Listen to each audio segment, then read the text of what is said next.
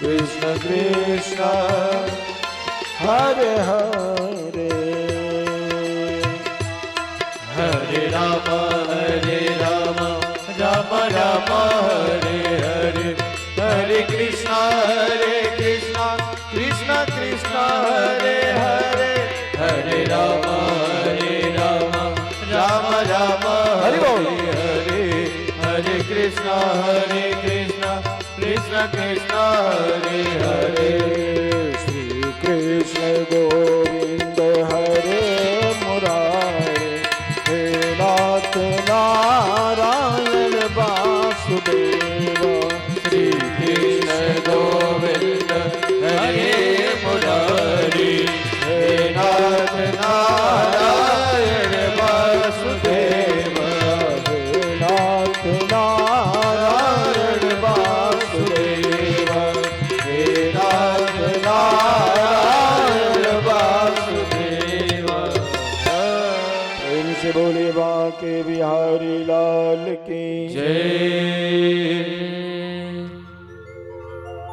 भागवत अमृत है, इसका को जो पिए, इसका पान करे, उसका जीवन धन्य हो जाता है। भगवान भी कथा में प्रकट हो गए। ऐसी स्वर लहरी, ऐसा कीर्तन हुआ, भगवान से भी रहा नहीं गया।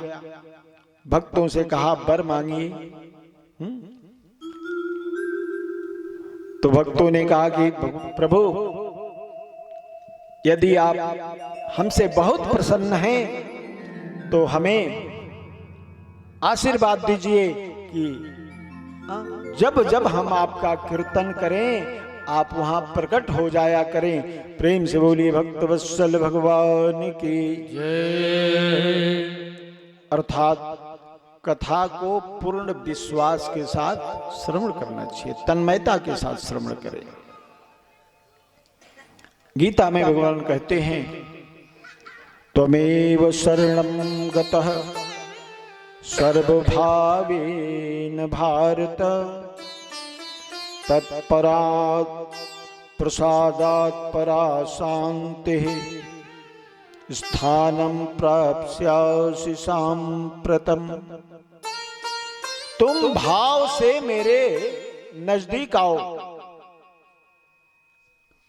जितने तुम्हारे अंदर यदि जिस प्रकार से हो, बोले सर्वभावेन भारत।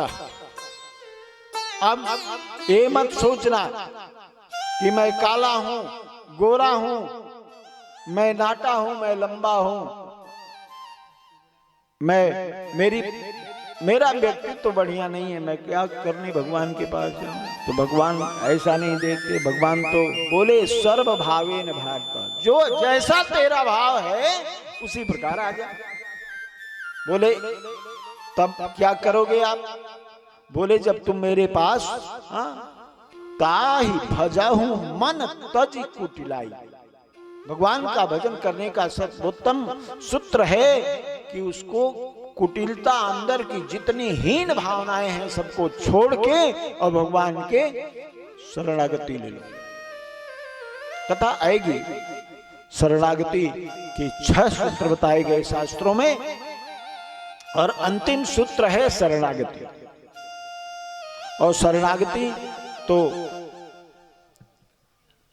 महात्मा जन कहते हैं कि शरणागति एक ऐसा अस्त्र है, एक ऐसा हथियार है जिस पे कोई अस्त्र शस्त्र दूसरा काम नहीं करता। तो भगवान कहते हैं जब तू मेरे पास सर्वभावेन आ जाएगा तत् प्रसादात् परा शांति, तो मेरी कृपा से परम शांति की प्राप्ति तुझे हो जाएगी।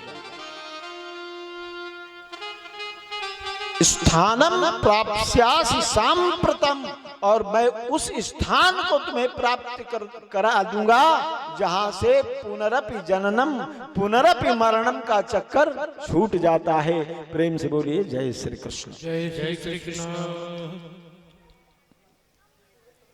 आज हम लोगों ने महात्मा की कथा का पान किया, कथा को गाया। आइए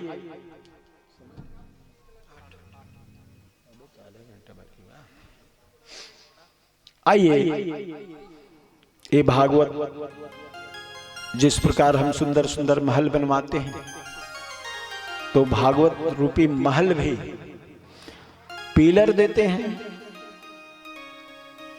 आजकल तो नई व्यवस्था में सबसे पहले मकानों के पिलर बनवाए जाते हैं। तो भागवत रूपी भवन में 12 पिलर है, 12 स्तंभ, 12 खंभों पे भागवत रूपी भवन खड़ा है। भागवत जी में 12 स्कंद हैं और 12 स्कंद कहते हैं खंभे को, और दूसरे भाव में स्कंद कहते हैं कंधे को, कंधे को भी स्कंद कहते हैं। तो ये भागवत रूपी सुंदर भवन जिसमें हमारे राधा माधव विराजमान हैं, ये भवन खड़ा है 12 स्कंदों पर। मैं आपसे निवेदन करूं, जो भागवत सप्ताह ज्ञान यज्ञ है उसका मंगलमय शुभारंभ, अब तक तो महात्म्य हमने सुना, यहां से हम प्रथम स्कंद की कथा आरंभ करते हैं। भागवत के दरवाजे पर हम लोग खड़े थे, भगवान से अनुमति ले रहे थे कि ठाकुर जी आपके दरवाजे पर भी हमने अर्जी लगा दी है, जरा स्वीकार कर लो सरकार।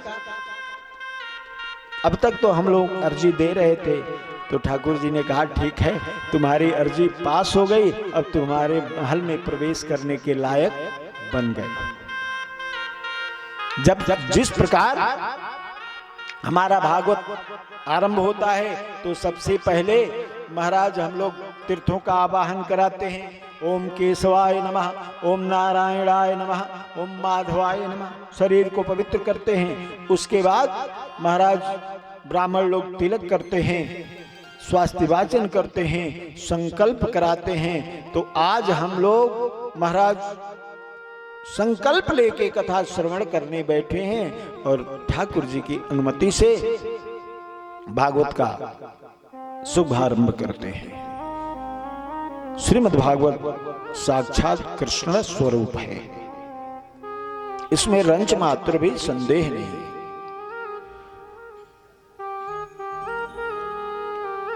दुनिया के जितने ग्रंथ हैं विद्वानों ने वर्णन किया, जितने ग्रंथ उतने देवताओं की स्तुति।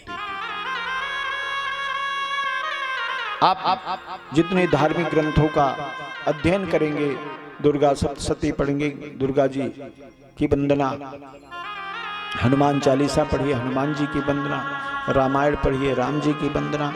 लेकिन इतना अद्भुत चिन्मय ग्रंथ है श्रीमद् भागवत, जिसमें सबसे पहले,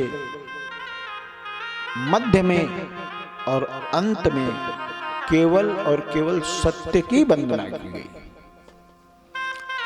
शायद भागवतकार ये बताना चाहते हैं कि यदि जीवन में हमने सत्य बोलने का संकल्प ले लिया तो भागवत सुनना सार्थक है। प्रेम से बोलिए जय श्री कृष्ण। आइए भगवान के का चिंतन करते हुए हम मंगलाचरण करें। जन्मादस्य यतन्वयादितरतस्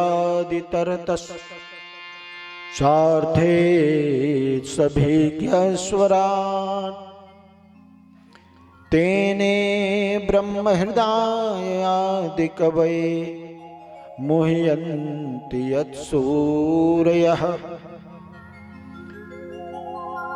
तेजो वारिमृदाम् यथा विनिमयो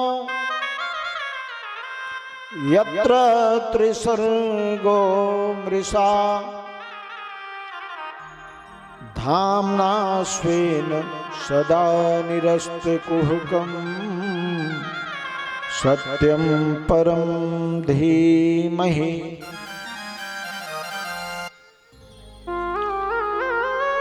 अर्थात